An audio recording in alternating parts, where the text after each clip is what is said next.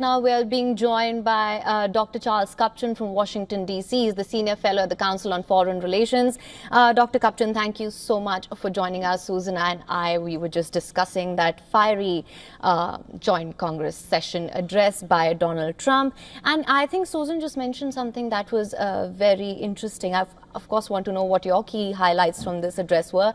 But Susan also mentioned how the Democrats, they need to now find their voice, and just being the side of resistance, that's not going to be enough anymore. So to begin with, what were your key takeaways, and what do you have to say to what Susan said about the Democrats just being a party of resistance at this point?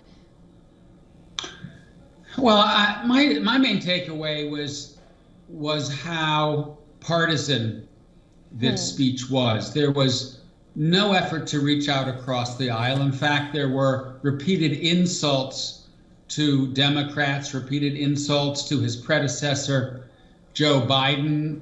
One would have hoped that now that President Trump is in office, he would have at least tried to reach across the aisle and repair a country that is deeply, deeply divided.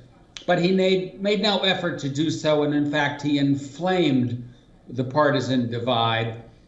I would say most of the speech was about the domestic agenda. It was about immigration and kicking out illegal immigrants. It was about DEI, diversity, equity, and inclusion, and the end of woke America. It was about the tariffs and about the downsizing of the bureaucracy, restoring democracy, and getting rid of bureaucrats. A very partisan agenda. What do the Democrats do now? I mean, I think they're divided in their own ranks. Some are saying slow and steady wins the race. Let's let the court process push back against Trump. Others want to get out there and try to win over the court of world opinion. I agree with what your reporter just said. There's an important moment coming up, March 14th. Which is when the budget needs to be approved. I do expect the Democrats to try to use their leverage over the budget to make some progress in pushing back against Trump's overreach. All right, Dr. Kupchan. Now, Susan, I think very interesting that we were talking about how Trump in the beginning did urge the Democrats to join in and celebrate these wins. But it is true that he did keep nudging them through the course of his speech. Let's talk about some of the other major things that he mentioned. One thing that really stood out for me was a message for Greenland. If you choose, we welcome you to the United States. We will keep you safe. Dr. Kupchan, let me just come back to you. What is your assessment of this? Well, foreign affairs in general got short shrift. He made mention of the Panama Canal, taking back the Panama Canal. He was somewhat more flexible on Greenland than in his previous statements, basically saying it's up to the people of Greenland to choose.